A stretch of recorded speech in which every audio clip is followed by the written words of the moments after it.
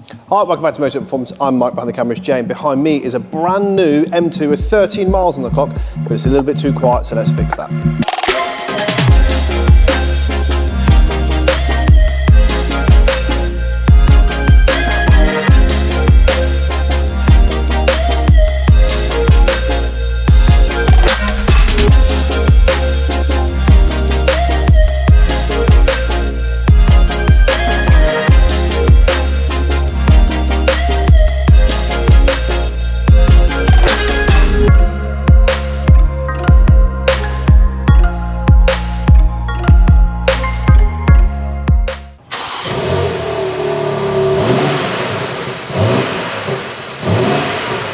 So, as you've already heard, the M2 sounds actually all right from factory. They're not too bad, but they're a little bit dumb for us enthusiasts. We need to get a bit more volume from it.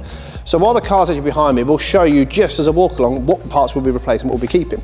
So, front of the car, naturally, where the engine and turbos are, beneath them some catalytic converters. There's actually two more catalytic converters, and then around middle of the door is actually where the OPF filters are. Now, Remus actually do a system from OPF back.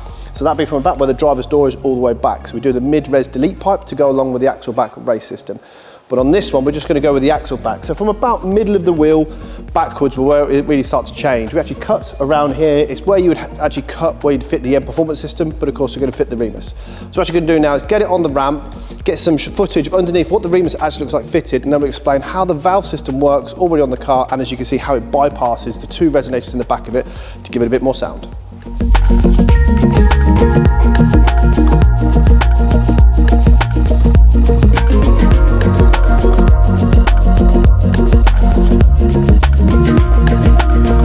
As you can see, the Remus is fitted. This is actually the Remus race axle back. So if you look further down, you can see the OPF filters, then the mid-resonator delete. At a later date, Remus are releasing a center pipe to remove that delete, but for now, all they offer currently is the axle back.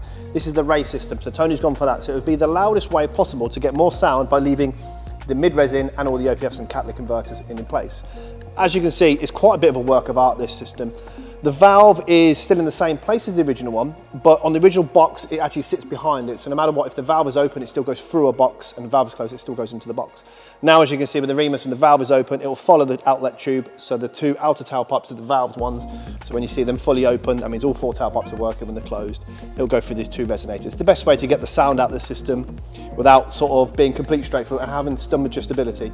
Now, yet again, because it's a valved exhaust like the original one, you put it into comfort mode, Sport Plus, it opens and closes the valve. So on that note, carbon's been stuck to it. Let's get it outside and get some sound from it.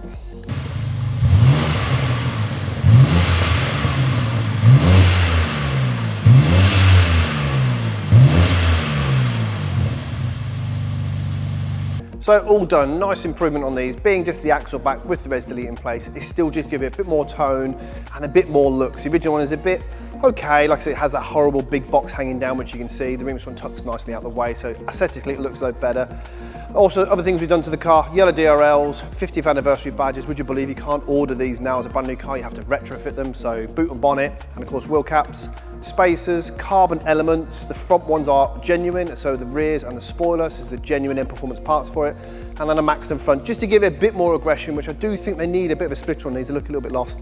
And of course, perfectly sitting with spacers as well. Let us know what you think of Tony's new demo car. Is it better than his M3 Touring? Well, let us know.